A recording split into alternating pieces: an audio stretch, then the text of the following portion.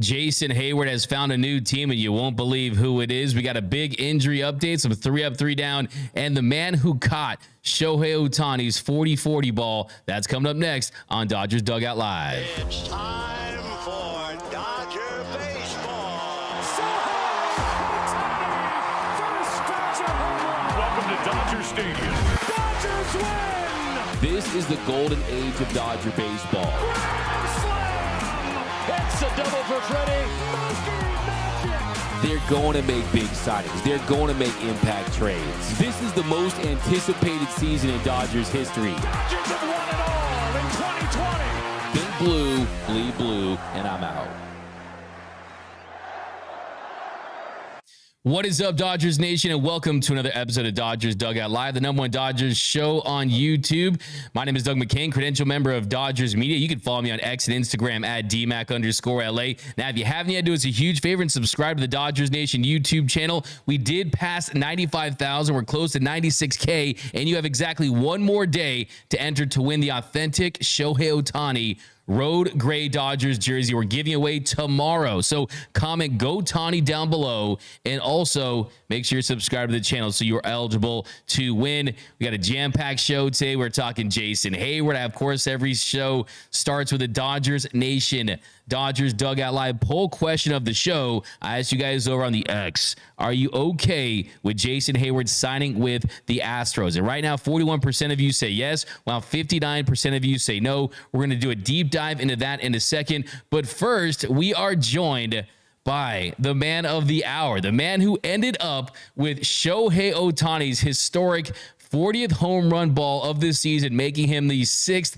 player in big league history to steal 40 bases and hit 40 home runs in a season. The first player in Dodgers franchise history to do that. The fastest ever to accomplish that feat. Mr. Troy Buenteo joins the show. Troy, first of all, where's the ball right now? And now you've had some days to process this. Just kind of talk about that experience. Yeah, I got the ball at my house in the safe. And it's been a wild experience. Obviously, my throat hasn't fully recovered, but it's been amazing. A lot of I like a lot of the positive feedback that I've gotten from everybody. It's also something you don't take into account as a fan. Some of the additional things that go along with getting something like this, but. I like some of the second and third order effects that's gone on. I've had a lot of family members that I haven't heard from a long time. Nobody's asking for money or anything like that, but just like, seeing the story and coming out and mentioning it. And I've had a great experience all in all, and I'm thankful for it to have happened the way it did. Yeah, and just kind of take me through that moment. It's the bottom of the 9th inning. You got the bases loaded. Everyone in that ballpark knows who's coming at the plate, what's at stake, and he does it in grand fashion. Are you anticipating the home run coming your way? Just what were you seeing? And then, of course, the fan originally goes in and out of his glove, goes back onto the field of play. Jose Siri, he takes the ball, he throws it in the crowd. It ends up right where you're seated, but just kind of take me through that moment. Just walk us through that and everything that transpired. I saw the ball coming, and I knew it was going to be close to being a home run. I couldn't see it from where we were standing there. Everybody was standing up in front of us, but everybody started going wild. It obviously was a home run. I didn't know that it had gone back into the field of play. I just saw it coming back our way. I didn't know if it skipped off of something or what. But man, it was like all my baseball dreams had come true since I had been like 8 years old. It was coming right at me, and I actually caught it in my glove. And I didn't even have time to close it before it was knocked out quickly. And I don't know, it was pure chaos where it landed, which was on us. And I thought it was gone forever. My father-in-law dove on the ground. My son was standing there, didn't know what to do. And I looked down, and it came to rest between my foot and my son's. And I just pinned it against the cement at the base of the bleachers and grabbed it and started going crazy, man. It was wild. Yeah, we saw you, man, pouring the tall boy beer, just celebrating, looking like Stone Cold Steve Austin. I mean, just going out there, having the moment of your life. And this was your first time at Dodger Stadium, I believe. Yeah, it was. It was. There's an interesting backstory. I know a lot of people don't like hearing it all, so they're mostly interested in the baseball, but I want to hear it. there's some pretty unique circumstances behind it, why that happened. Interesting. What are those unique circumstances? Well, this is, to me, it's more powerful in my life than the baseball, right? Like, my wife and I, we moved here from Alabama in 2021. We'd been foster parents in Alabama, and there's this little boy he was in our care. He's been back and forth through the system. He's about 4.5 years old now, and he came back into our lives again, and we filed for custody last year, and we've been going through a pretty bitter custody battle back and forth to Alabama constantly. We've spent a lot of money. It's torn us apart almost emotionally, financially, or psychologically too. And my father-in-law was here in Bakersfield because we had flown to Alabama for what we thought was supposed to be our final placement hearing.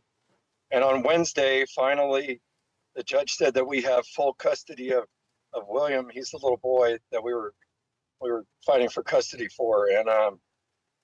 And it was such a relief to hear that. And I couldn't do, that celebration that I did at the stadium in the courthouse, obviously, but we flew back, grateful that he's in our lives permanently now. And I just told my father-in-law, let's just go to a game, man. Let's go check it out. I've never been there. He'd never been there. We're both Cubs fans. And to have an opportunity like that land in your lap at that moment, as all those events kind of coalesced, the ball is great. I like having the ball. That's cool. Maybe I can help some people out, my family and everything like that. But the experience that life has presented me with is far more profound than whatever might come of that ball. That's really powerful stuff. Really interesting to hear that backstory there, and just kind of paints the whole picture of that moment and what it means to you and your family. Now, as far as what happened immediately after the ball, there's the conversation about the authentication process, the fact that it went back to Siri and Siri threw it back into the crowd. What happened immediately after the ball, and how did the authentication process go? Well, there was no authentication. There was a security personnel approached me. You could see it in a few of the videos, and he said, "We're going to verify that that's a milestone ball. We'll take you down to center field and do the authentication of it." And he never came back. He just told me to wait there. He never came back. I was just left standing there, not knowing what to do. So I started walking around after about 20 minutes, finding security personnel, see what I was supposed to do. I went through a lot of the different personnel. It seemed like a lot of them didn't know exactly what was supposed to happen. Finally, I ended up at the center field gateway there. It seemed to be the highest concentration of security personnel. Asked them, and then they told me, "Hey, the Dodgers aren't interested in the ball. You're free to leave." And I said, "Well, I'd like to, I'm interested in the ball, and I want to, show people that this happened." And off-duty police officer, or actually, he was on duty. A police officer came over and told me, he said, "There's private organizations that specialize in authentication of those things, and it would have to be done on, through me individually and not through the Dodgers." And so I reached out to the Dodgers, and they actually contacted me last night, one of their representatives, and she confirmed, kind of like, "Hey, yeah, sorry, you were just kind of left standing there. That wasn't supposed to happen." And she apologized, and I'm thankful that she got back to me. And I said, it's kind of messed up. Nobody said anything to me. And she said, "We'd like to reconcile that. I know it was an awkward moment." And she offered she said, "We'd like to offer you a signed baseball. Not sure which player would be available for that." And then she said, they would give us some tickets to the game. And, I was happy, that she at least reached back out and explained it. I think there may be a disconnect in what the security personnel understand is supposed to happen and what isn't supposed to happen. So I think it was just a mistake. And so, now it's clear to me what's supposed to happen. But it was really weird, standing there with this ball amongst all these Dodgers fans, and I'm a Cubs fan. And I know a lot of people probably want it. Nobody was aggressive or anything like that. But it was weird standing there having that item on you. So are you going to pursue authentication of the baseball, and will you be able to do that? And what do you expect the kind of the value will to be for this ball ultimately? I have pursued getting the baseball authenticated through a private agency, and I'm not sure what the cost will be for it, but I know it'll be a lot more than what I've already been offered, which is significant amount. Nothing over 6 digits, but definitely over 5 digits. And I told them I wouldn't, announce to everybody what the actual bids were, offers were. But, I know if I don't get it authenticated, I'm losing, whatever I got to spend on the authentication, I'd make it back with it being authenticated at that point. So, but I don't know if I want to sell it or not. I don't know if I want to auction it. I don't know, but I know whatever ends up being the case, it's best to get it authenticated. And so that's what I'm going to do. So ultimately, are you happy with how the Dodgers handle this situation? If the Dodgers reached out to you and said, hey, Troy, we want to invite you back to the stadium, you take a picture with Shohei Ohtani, get some autographed baseballs, get a bat, maybe some tickets, would you accept something like that? Or do you think ultimately it's either you keep the ball or you sell the ball? Am I happy with how it was handled? Not really. I kind of, I don't want to sound bitter. I'm not bitter. I'm really not bitter. I know it's a weird situation for everybody. I get it.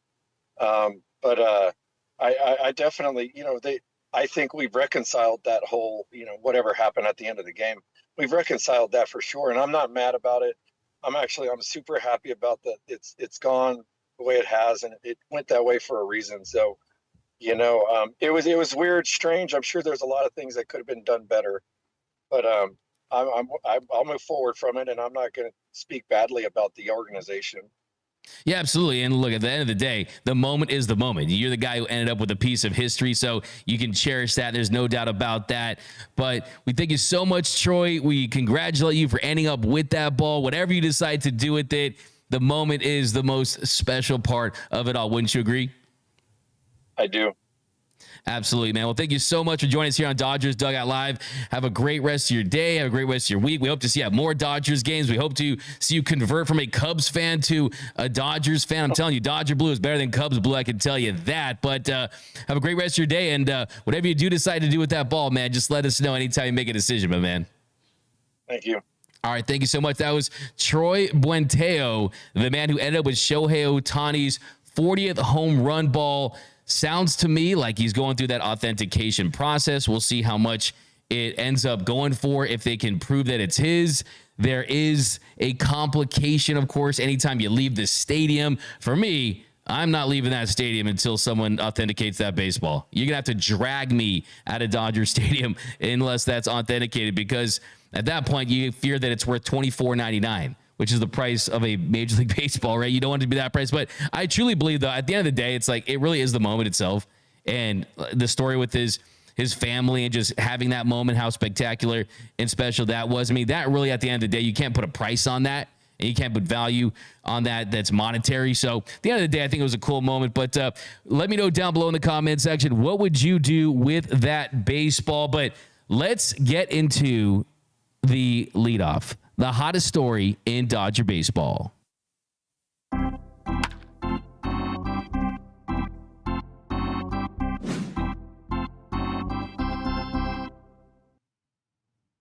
So just a few minutes before the show, we learned that Jayson Heyward is going to be signing with the Houston Astros. Look, okay, Jayson, I know you're mad. I know you're upset, but this is a little too far. Signing with the Houston Astros, a team that could face the Dodgers in the World Series, a rival of the Dodgers in a lot of different ways because of the history, what happened in 2017. But look, I'm only kidding. this is a business. Baseball is a business. And Jayson Heyward has the right to do whatever he wants to do, sign with whoever he wants to sign with. The truth of the matter is that Jayson Heyward still has some baseball left in the tank. And Jayson Heyward still can help teams in this sport, especially a contender, in a very specific role. And yes, the numbers, they were down this year compared to last season. Last year, he was 20% above league average offensively for the Dodgers, a 120 weighted runs created plus. This year, a 91 weighted runs created plus, 9% below league average. But what he does do well still is he can hit against, this year, has had more success against lefties, but against righties, last 2 years, he's been above average. And also, if you look at the BABIP numbers, the hard contact numbers, a lot of the numbers that will tell you, wait a second, did he have some bad luck? Did he have some bad luck? And it will tell you that, yes, he did have some bad luck this season with the Dodgers. And that reflected in the statistics. And I think for me, if you want to be encouraged, if you're the Astros with Jayson Heyward and what he could do for your team, I think that's where you look at first. The fact that the hard hit rate this year for him is actually higher than it was last year. And that to me is a reason why he could have some success. Also a 224 batting average on balls in play for Jayson Heyward this season. League average is 290. So he's at 224. League average is 290. And last year when he had a successful season with the Dodgers, that BABIP was at 291. So it's going to balance out a little bit. And you're also, to get some opportunities, you hope that the ground ball rate will go down again. Last year, he had a 41.4% ground ball rate. He was lifting the ball. When I talked to Jayson Heyward last season, he said that was one of the biggest keys, is keeping the ball in the air, not rolling over. This year, that ground ball rate has gone from 41.4% last year and this year to 51.4%. So 10% increase. So that's where he's at. And you look at the finances. I mean, with what he was getting paid with the Dodgers, signed a 1-year, $9 million contract. And at this part of the season, when they DFA'd him, that was at around $1.8 million. So at that price, based on his production, he was always going to clear waivers. No team was going to pick up Jayson Heyward and take that money off the Dodgers' books. But it was very clear that a team was going to take a flyer on him because he's still an above average outfielder. He can still have success against right-handed pitching, and he's a clubhouse presence. He has intangibles that can help a World Series contender. And the Astros, all they have to pay Jayson Heyward is the prorated portion of the league minimum, which is $740,000. So let me rephrase that for you. Jayson Heyward's basically free for the Astros because the Dodgers, they're going to be paying the remainder of that salary that he's owed, a little over $1.8 million. Astros have to pay the prorator of the league minimum, basically what the Dodgers did a couple years ago when the Cubs let him go.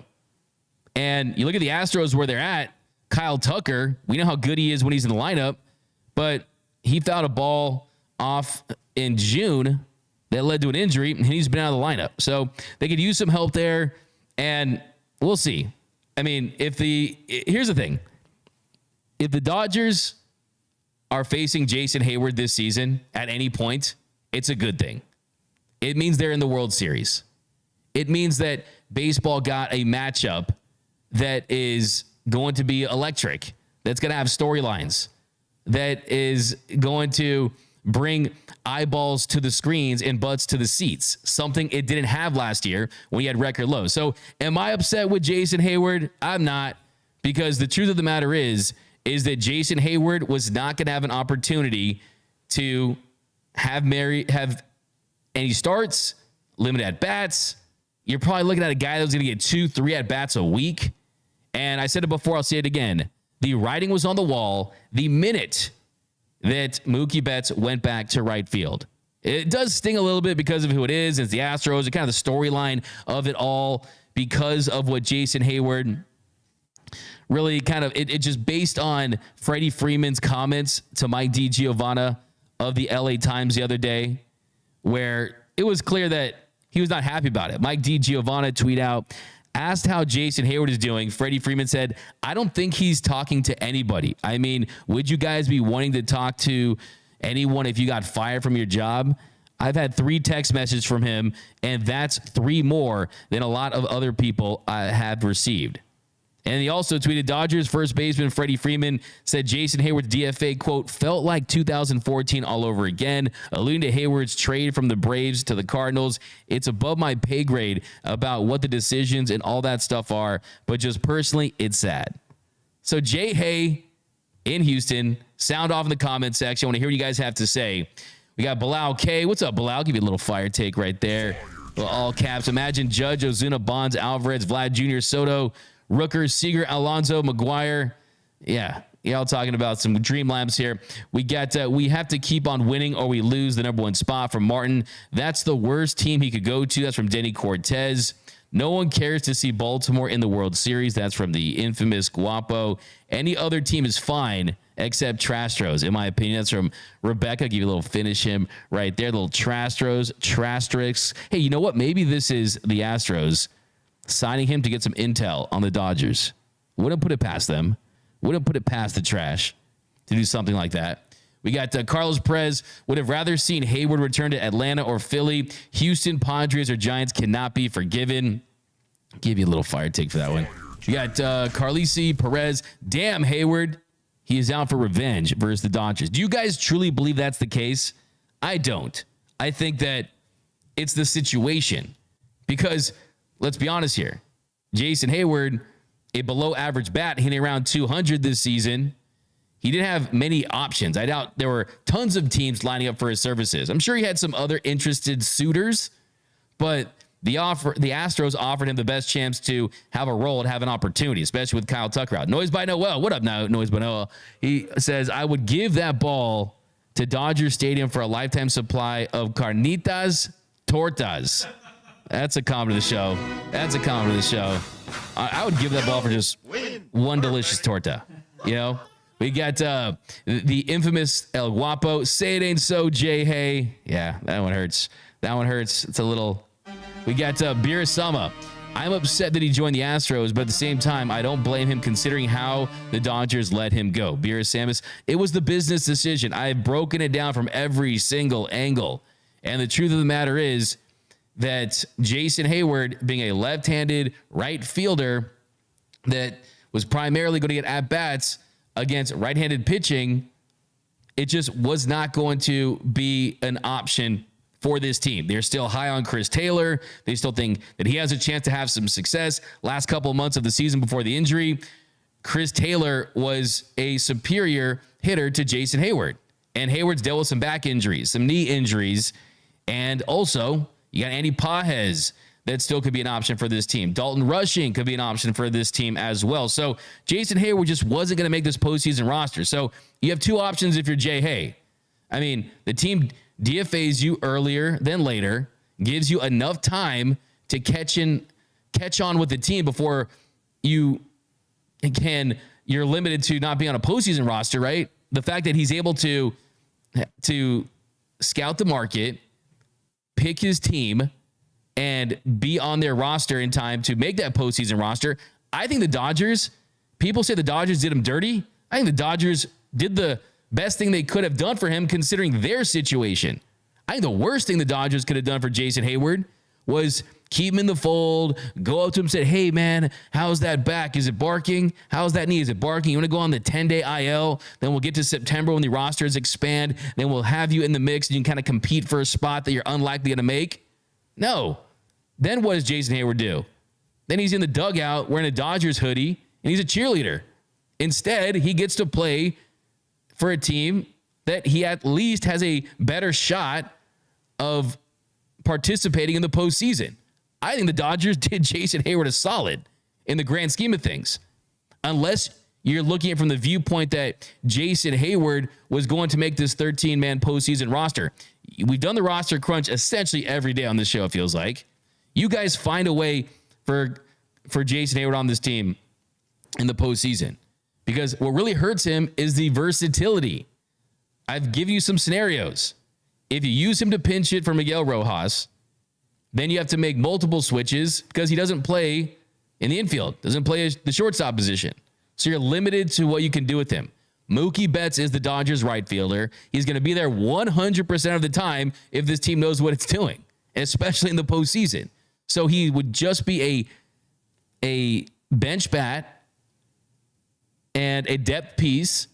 It's not like he's a guy that you're going to use a pinch runner. It's not like you're going to use him as a defensive substitution. His defense is good, but not good enough to justify a defensive substitution like a Tommy Edman or a Kevin Kiermaier or anything like that. So I definitely don't think the Dodgers did him dirty. I think the Dodgers made the right baseball decision. Here's the thing. If you didn't love Jayson Heyward, the person, and what he brings, I don't think you would care that much. When is Glass now returning? Stay tuned for that. We'll get some injury news in a little bit. Get some more comments firing away, guys. Let me know all your takes. Jay Hay to the Astros. We got the Dice Melon. What up, DMAC? 6 days until I'm in Cali for the first time, and first time at Dodger Stadium next Friday. I'm going to give you a Let's Go Dodgers for that. Hope you have a great time. Hopefully, Shohei goes on a crazy tear, and somehow, some way, you catch his 45-45 ball or his 50-50 ball. This time, let me tell you this. Do not leave the stadium until that thing's authenticated. Don't do it. I don't care what a security card tells you. You ask to talk to Major League Baseball personnel, Dodger personnel, because we're talking about a difference of a couple $100,000. So do not leave that stadium if you catch Ohtani's home run ball. Going to Blue Heaven 27, 199. Appreciate the super chat going towards the Extend Teo Fund. Give you a win right there. I hope Tucker comes back and gets DFA'd again. We got Ocean View Coffee Shop. Jay Hay actually fits perfect on the Astros. That is from Ocean View Coffee Shop. Adrian Salazar, we got to move on. Our boys have a World Series to win. Jay Hay going to retire soon anyway. Exactly. So fire away in the comments. DMAC, when will you authenticate my love for you? Joel Rodriguez. I'll authenticate that right now. Give you a bruh, but also give you a fire take at the same time because your love burns like fire towards me, man. Appreciate that. We got Lex. That's the thing too. I mean, he has to wait to authenticate the ball, right? 45, 50, 50. Those are going to be far more valuable. So I would try to, if I'm interested in selling that, I'm going to do it very quickly here.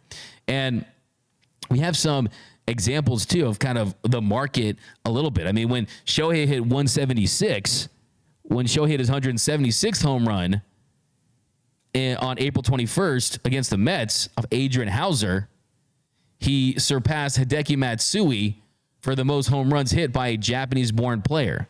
That ultimately has a $120,000 buy now. I think this ball is more valuable for sure. We got Freddie Knight. Join the dark side now. Let that sink in. That's from Rebecca. We got it works both ways. Everyone's saying it's a business when he was DFA'd. So he's made a smart business deal. Hate the Astros, but Jay Hay, he's a true professional. Noel, what's the reaction on social media for Jay Hay's new team? Seems like everybody's really, really upset that it's the Astros. I think that's never going to go away. Fans are going to be holding that hatred towards Houston for a long, long time. And like they said, Jay Hay was a professional. And one, I think everybody was really hurt that he got DFA'd in the first place. A lot of people were saying that the Dodgers should have looked other ways, found out ways to keep him on the team. But like you said, DMAC, you got to do what's best for your own career.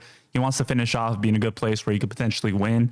And I think if we end up seeing Houston, in the World Series, that would be pretty special. The fans would definitely let Jay Hay hear it. But I mean, he got DFA'd by the Dodgers. He's got to do what's best for him. At that point, you can't really be the nice guy. But yeah, fans are pretty upset. Yeah, absolutely. Look, I think that everything complicates this after he hits that 3-run home run. Yeah. It was one of the moments of the season. But for the truth is that for the most part this season, he has had a down year. It's not like he's been raking all season long. It's not like he's had big clutch moments all season long. It just so happened to be his last with the Dodgers. So look, I mean, he hit 176 in his last 30 games. Did have some big hits, but outside of those big hits, they were all outs. I mean, that's just the truth of the matter is. I like to keep it 100 with you guys. I don't want to get emotional about this unless I have to. But look, Jayson Heyward, I hope you enjoy your time with the Astros. He did go to the dark side, the Astros. But like I said, if you face him in the postseason, it means a lot of things have gone right for the Dodgers. We are still in spring training mode for the playoffs right now, so we might only win one. That's from Sammy Boy Smith. Let's try to get some more comments over here. On your right, we got DMAC CT3 hasn't done anything for the Dodgers this year either. That's from Alex Ranteria. He hasn't done anything for the Dodgers this year per se, based on his overall totals. But like I said, last couple of months, I mean, the truth is he has had success at the plate. He has been better offensively than Jayson Heyward. He did make some mechanical adjustments. And he also plays more positions. He's also better as a pinch runner. He also has $18 million left on his contract. So when you add up all those factors right there, to me, it's a no-brainer. I don't even think this is a debatable topic. I see people debating on social media, on Instagram. I don't even think this is debatable at all whatsoever if you know what the numbers look like and you know what this team values as far as optionality and positional versatility. I don't even think they thought long and hard about this decision. I think they probably thought about it for 30 minutes. And I think they made a decision long before he hit that 3-run home run. And yes, CT in his 2 games back, he has been great, 0 for 3, but still an extremely small sample size. But we got DMAC, I'm your father. What's up, Colossal Jaguar? What's up, Pops? Give you a little brother. We got Carnivorous Lunar Activity. I bet Heyward is happier than Vargas. Pika Peep. Heyward, yeah. Did you see? We got another sad.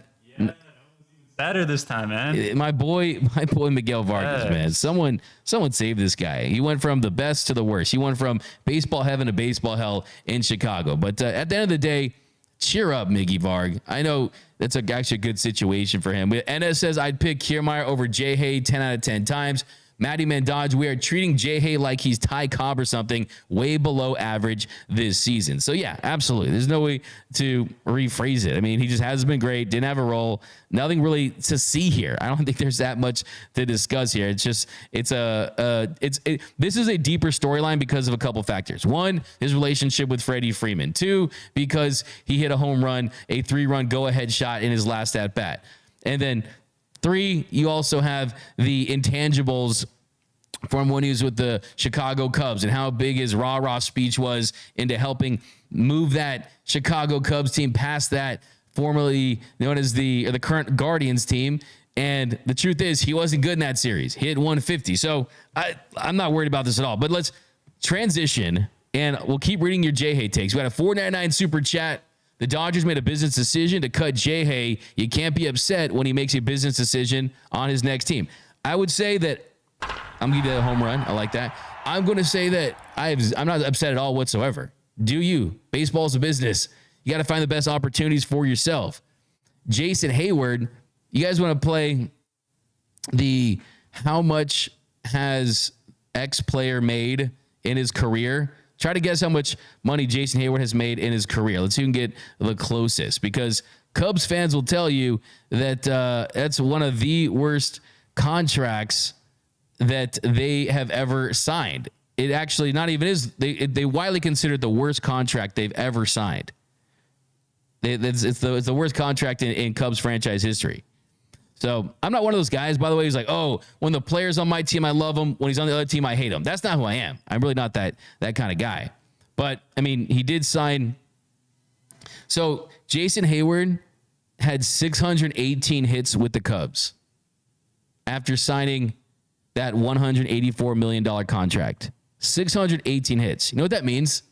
That means he got paid $297,734 per hit.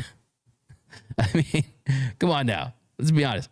If J. K is on that final AB, no one cares. That's from 818 La Reka. Christopher Dodgers need to lock in and be on a revenge tour. This team should be absolutely embarrassed at being the laughing stock of baseball, getting bait 2 years in a row by vastly inferior teams in the NLDS. Look, I'm going to give that a comment of the show. And I think that embarrassment fuels people. I'll never forget when Vin Scully was telling the story about his preparation for his broadcasts. And he would say that he would use a mental briefcase, right? You have to fill the briefcase with all the research, all the stories, knowing you're probably only going to use 1% of what's in that briefcase. And that's how in-depth that preparation was that the GOAT Vin Scully did. And they asked Vin why he did that. And he said, I was afraid to get embarrassed. I didn't want to get embarrassed. And I think that the greats have that mindset as well. Either you got embarrassed by a loss or performance, and then you let that fuel your work and your prep for your next opportunity. And then it's revenge season. It's comeback season. And I absolutely think that there's pressure on all the stars on this team and this organization that, yes, you have won 211 games the last 2 seasons, and you have exactly 1 postseason win to show for it.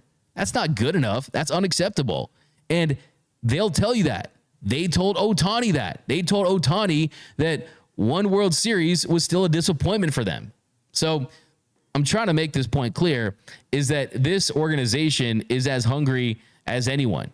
We got to Eric. I'm glad to see Heyward's last home run at Dodgers Stadium. Kelly Oshiro, I'm listening to you while walking through the Japanese History Museum in Little Tokyo. LOL. Shh. Kelly Oshiro. Hey, enjoy that museum, man. Mood swing. DMAC with the crazy mustache. What's that mood swing? You know, fire take right there. Ken Warm. DMAC, if we lose this year, we're going to be the Braves 2.0. It's a fair comp if you lose this year. I mean, to be honest, you could already make that comp now because the Braves won a World Series in their 14-year stretch of winning the division. The Dodgers division streak was snapped, but they've made 11 straight consecutive postseasons. So you could already make that comparison now, if we're being completely honest. But coming up next, we've got some injury news to get into, and also a little 3 up, 3 down on a jam-packed episode of Dodgers Dugout Live. What up, Dodgers Nation? DMAC here to remind you that if you have not yet, be sure to subscribe to the Dodgers Dugout Live podcast. You can find it wherever you get your podcast. So if you want to listen to the show in audio form, when you're driving to Dodger Stadium, when you're driving from Dodger Stadium, when you're commuting to work, wherever it is, you definitely want to lock into the podcast. We're going to start featuring some podcast exclusives, interviews. So definitely, even if you do watch the show daily on YouTube, be sure to subscribe to the Dodgers Dugout Live podcast, wherever your podcast. So be sure to do that. It really supports the channel. And as always, think blue, bleed blue, and I'm out.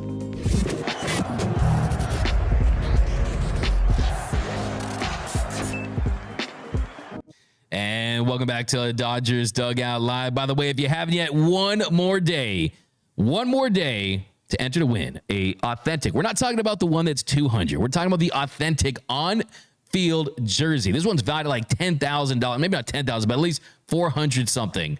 So if you want to be eligible to win this jersey, all you have to do is subscribe and comment Go Ohtani. It's that easy. And then we're going to announce our next giveaway too, guys. So be on the lookout for that.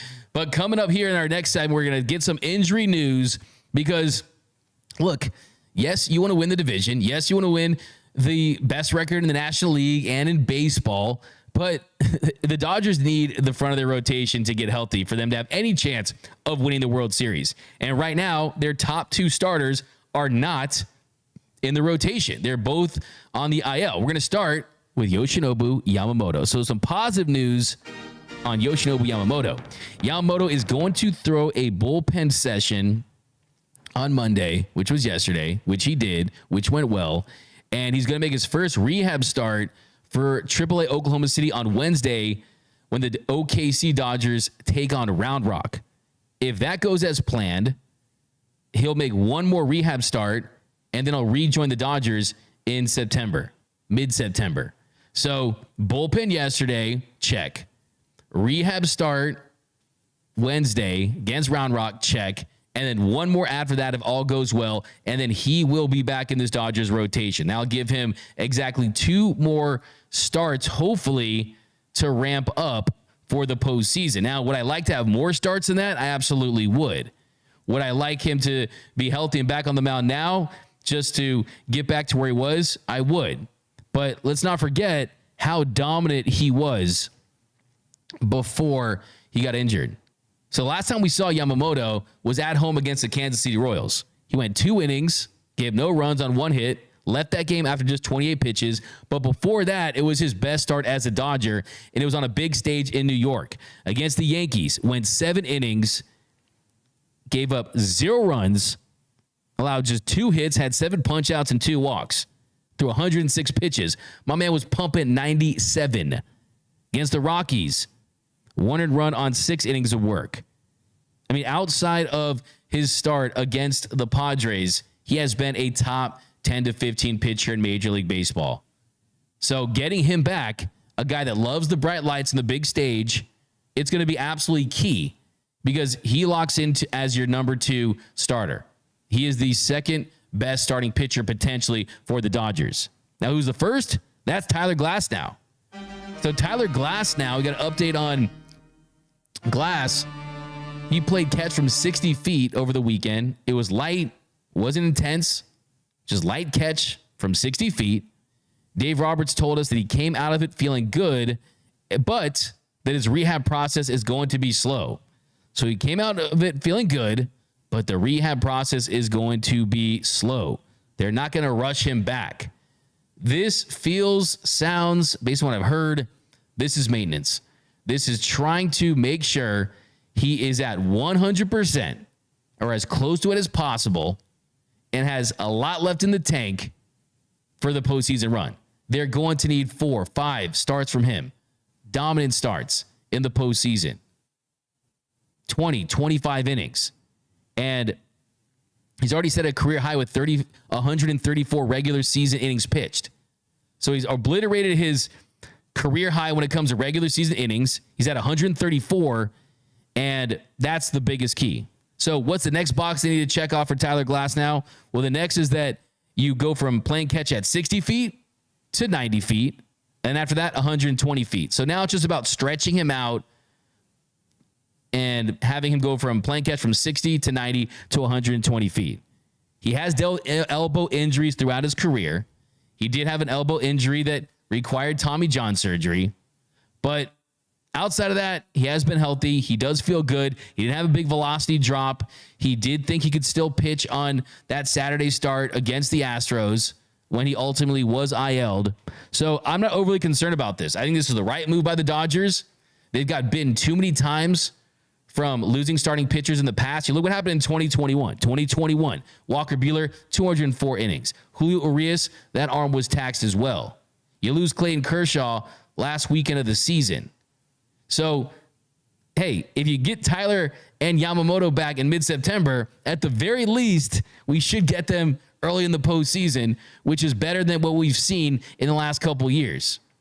In 2022, you had Julio and Kersh going game 1 and 2. They weren't great. They weren't bad. They weren't awesome, though. It wasn't elite Julio gave 3 runs. Wasn't elite Kersh gave 3 runs. Didn't go deep into games. Tony Gonsolin didn't look good in game 3. He was compromised, wasn't 100%. And the one guy that did pitch well in Tyler Anderson, he got pulled too early, in my opinion. I still believe that. And then last year, you had a compromised Kersh in game 1, Bobby Miller as a rookie in game 2, and Lance Lynn in game 3. So this is going to be the best starting staff potentially that they've rolled out since 2020. And I think that the ceiling for this staff is higher than that one. So excited about the possibilities. And then Shohei Ohtani. So an injury update on Shohei Ohtani. Well, first and foremost, Shohei Ohtani did get hit on the forearm, the left forearm, and x-rays were negative. He's 100% fine. There's nothing that is going to linger with that, in my opinion. Lovelady was pitching inside. I do think that pitchers should get penalized for multiple hit batters in an inning. I don't know if that means having that runner go to second base, go to third base, ejecting him, but there's got to be something. Or I think if you get to a certain amount of hit batters for a season, it could lead to a suspension. Those were his first 2 hit batters of the season, but still, I digress on that one. The big news for Shohei Ohtani was he threw a bullpen. He threw a 10-pitch bullpen session, and Dave Roberts said that he came out of that bullpen session feeling good, and that he's going to throw off of a mound again in about a week. So that's definitely promising news. Shohei Ohtani throwing that bullpen session, 10 pitches. He's wearing the Freeman shirt. I was like, man, Freddie Freeman. Got the Freddie Freeman tee out there, and he was looking good. So let's not forget, this is a guy who's making history at the plate, and he's got a career ERA of around 3. And he's a top 5 pitcher when healthy. So that's definitely positive. And then Brusdar Graterol, another positive injury update on him. Give him a let's go Dodgers. Graterol threw a bullpen session over the weekend. He's going to go on a rehab assignment sometime this week. So we all thought he was done for the season. He was carried off the mound after throwing just 8 pitches and the Dodgers lost to the Phillies on August 6th, we thought it was over for Brusdar. Dave told us it was a grade 3 hamstring strain. See it in 2025 at the earliest. Wait a minute. LOL JK. Dave tells us the next day it's a grade 1. And things are looking good. And I definitely think he's going to factor into the Dodgers postseason bullpen because he was one of the Dodgers' best bullpen pieces. He's riding a 25-inning scoreless streak into this season. He was outstanding last year. So Brusdar Graterol could be another big boost to this team. And you go from grade 3 to grade 1. That's the least severe type of strain based on the work he already put in on the shoulder inflammation.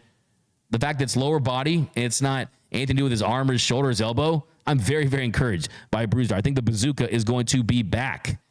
And then next one, Austin Barnes. Austin Barnes, this one, you just don't know how these are going to linger, but a left toe big fracture for Austin Barnes. He's been on the 10-day IL. He suffered that left big toe fracture on August 18th.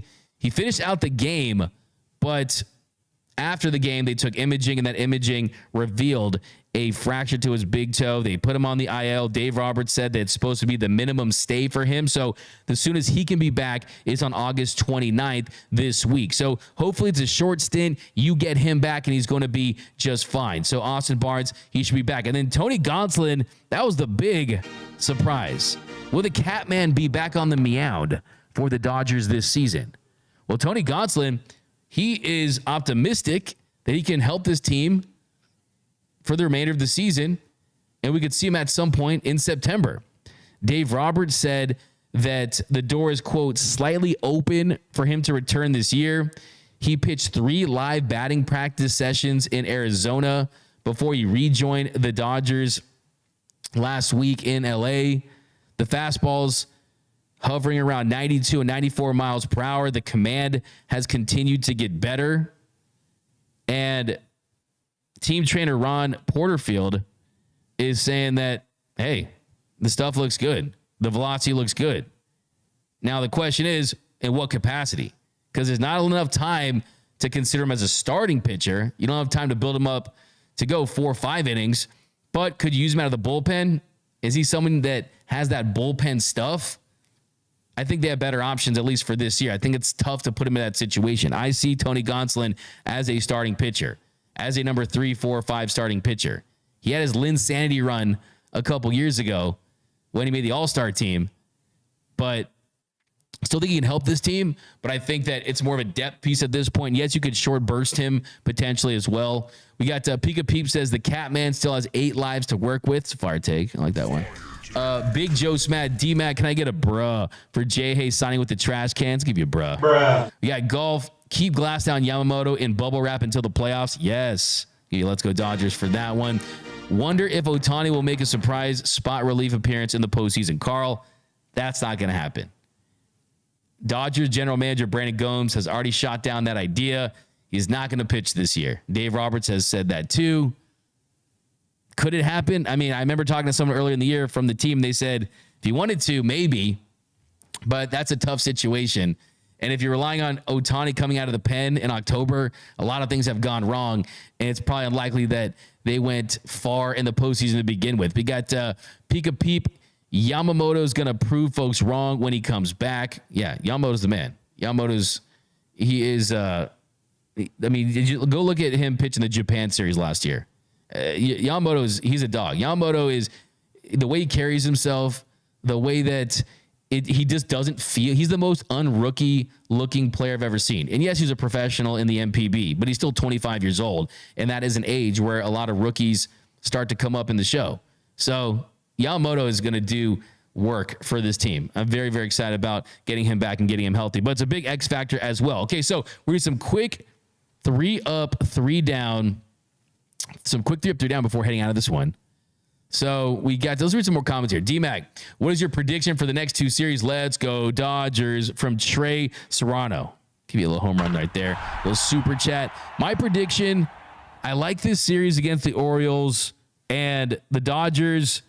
All-time interleague play against the O's, 11-7. They went 4-2 in Los Angeles, and that counts when they faced off in the 1966 World Series, the last time that Sandy Koufax was a Dodger. But I think this is a really good matchup. I mean, you got two of the best teams in baseball, the Dodgers. You're at 78 and 53. You've taken 5 of your last 6 games against two solid opponents in the Mariners and the Rays.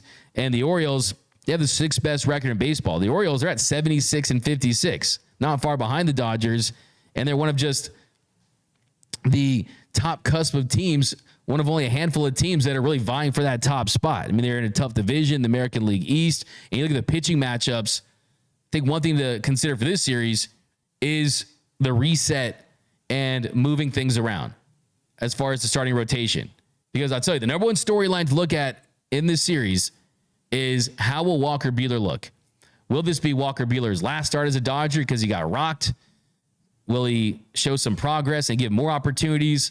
Will he get rocked and they still give him more opportunities? Buehler thinks he found something in his last start with his delivery and that's going to help him moving forward. And that the big difference with Walker Buehler now is when he misses, he knows why. It's not this big what if, and he's not staying up at night wondering what's going wrong. He knows what's going wrong when it's going wrong. And I think you want to see some more curveball from him. You want to see some improved command. But he's going to be going on Wednesday. Tuesday, you got Jack Flaherty going up against his old team. And you got Walker Buehler on Wednesday and Bobby Miller on Thursday, who looked great in his last start. Bobby Miller was fantastic in his last start. So I'm very excited to see if he can build on that. 18 swings and misses, 9 strikeouts, a quality start. Give some long balls, give the 3 home runs, but still, I think Bobby Miller, start talking about Bobby Miller again. That kind of stuff is tough to keep out of your rotation and out of your bullpen the way he's throwing the pill of late. So I'm excited about Bobby Miller. And then that middle start, Walker Buehler is going to be big. And then you're also going to face ace-level pitching in this series. So another thing to look out for is how the Dodgers fare against Corbin Burnes. Burnes is going to be up against Walker Buehler on Wednesday, but you also get 2 lefties in this matchup, Cole Irvin and Cade Povich. So the Dodgers have faced a lot of lefties of late. Look for Kike Hernandez to get some opportunities this series against lefties. I think the player of the series is Mookie Betts, though. I think this is where Mookie starts to get rolling because he had hit 167 his last 30 at-bats before going deep with his go-ahead 2-run shot against the Rays. I think Mookie really starts to get rolling in this series. But I have the Dodgers. You know what? You're going to the next corner. I got them taking 2 out of 3. I was right against the Rays, 2 out of 3. Love to say sweep, but Corbin Burnes, Walker Buehler has to prove it. Show me something, Buehler. Show me you still got it. Show me that you're still in there. This is the start to prove just that against a very talented and explosive lineup in the Orioles. But we'll go to you, Tony Taters. Prediction for this series. 3 games against the O's. How many of those games do the Dodgers win? Oh, man. The Orioles, they're a powerhouse. They got Gunnar Henderson there. He's really fun to watch, and he's probably going to do pretty well against the Dodgers, I hate to say, but I'm going to stick to 2 out of 3. 2 out of 3. Player of the series. Let's go with Mookie Betts, like you said. Marcus Lynn Betts. And let's hope for Walker Buehler to have a solid bounce back. That's the number one storyline. If he can have a strong start and Buehler has a strong start, you're looking at 2 guys that could change their stock significantly. Claro que sí. And then also Jack Flaherty, he told us that he is in a funk. He said himself, he's still getting outs, but it's about putting hitters away, not falling behind hitters, executing pitches in the right situation. I still think that we are going to see the best version of Jack Flaherty, and I hope it happens this series because he did not pitch well for them when he was traded to the O's last year from the Cardinals. So Jack Flaherty, as good as he's been 5+ innings in each of his 4 starts. It's gotten 6 innings just one time. That was against the Pirates where he had the 10 punch-outs. But let's see some signature Jack Flaherty. Didn't show that dog against Rosarena, which is important in my book. But let's go to you, Mr. Young Lotto. Noel Sanchez. 3 games against the O's. What are we taking? I got the Dodgers sweeping. Dodgers sweeping. I like it. Give me 3 in a row. I really want to see Walker Buehler go crazy. Want to see him get that confidence up. I saw a good reel yesterday that I actually reposted on my account. This man was saying that fans need to give Walker Buehler an ovation, kind of like what the Phillies fans did with Trey Turner, get his confidence back up. They said give him an ovation all the way while he's warming up through the time he walks up to the mound. That might be a little long, but I do hope that fans go and just show him a lot of love, cheer for him, get his energy rolling, because we need Buehler to get back to butane for sure. Yeah, I know, and I hear that, and I get it, like the Trey Turner thing. I don't buy that at all. What if it was during COVID? There's no fans in the stands. What are you gonna do? You just gonna? I'm a bad Virtual player. fans. The cardboard cutouts gonna screen for me? all the No. virtual fans. At this level, go out there and ball and execute. Okay. No, facts. I agree. But I do have belief in him that he's going to do well. My player of the series is going to be Teoscar Hernandez. Teoscar. I want to see Teo go crazy. Teo, I like it. How about you, Tony Taters?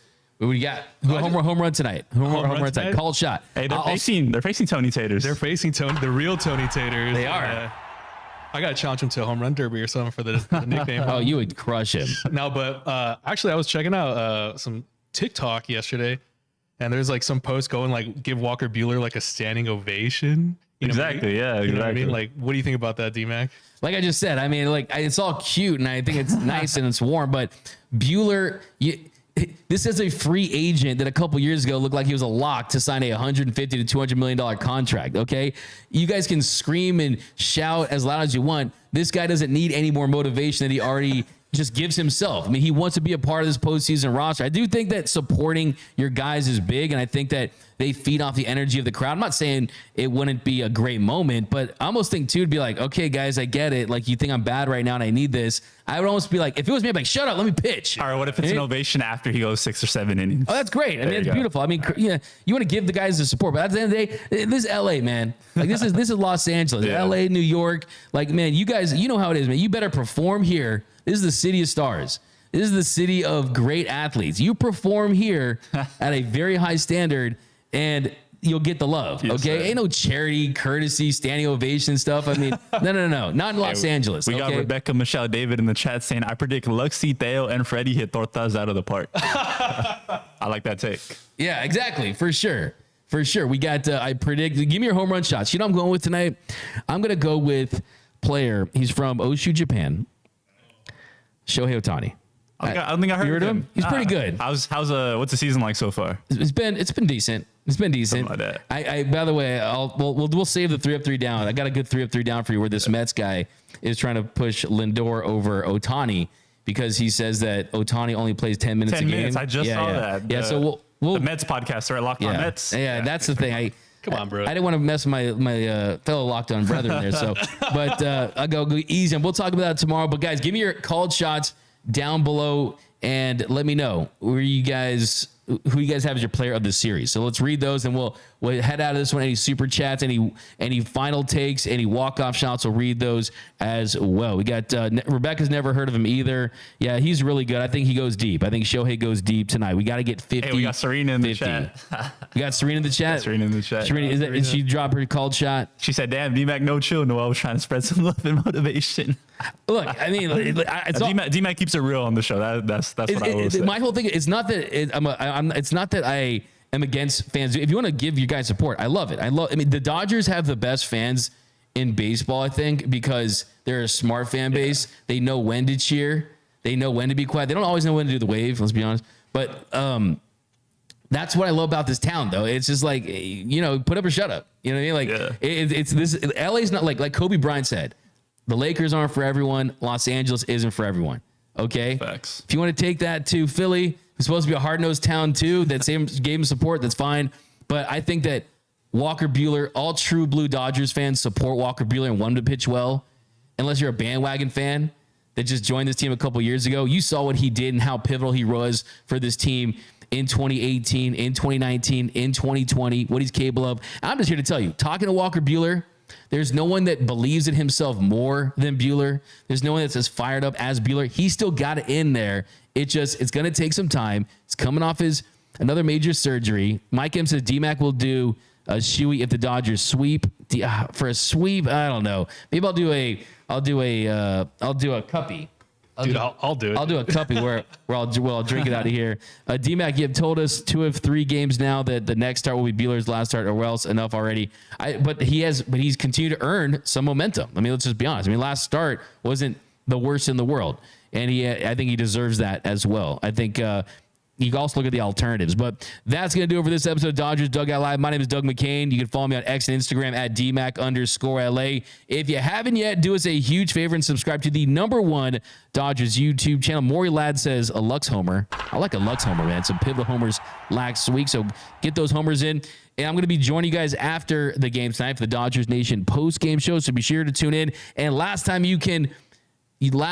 you're eligible for the Ohtani giveaway. Comment Go Ohtani down below. Remember, nothing brings us together quite like Dodger baseball. And until next time, think blue, believe